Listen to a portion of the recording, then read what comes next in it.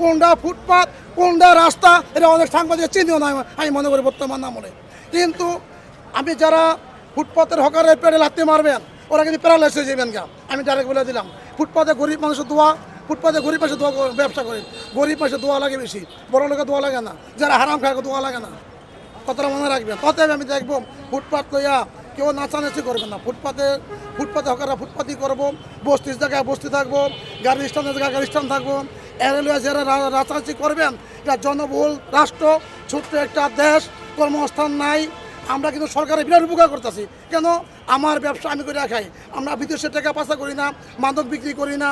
এখন বর্তমানে যে গত 27শে মে মাননীয় প্রধানমন্ত্রী দেশনায়ক তারেক রহমান যে ঘোষণা দিছে, এরপরও দেখতে আসি অনেক জায়গায় ফুটপাতের হকারকে বসতে না, যেমন জুরান, পুস্তকলা, নারায়ণবাগ, শনিয়াকড়া, ওয়ারি, সারা বাংলাদেশ অনেক জায়গায় বসে। কেন বসতে দেয় না? আমি মাননীয় প্রধানমন্ত্রী দেশনায়ক তারেক রহমান বলবো, আপনার কথা মতন এখন অনেক জায়গায় ব্যস্ত না, এটা আপনি অতি শীঘ্রই সাংগঠনিক ব্যবস্থা নেবেন।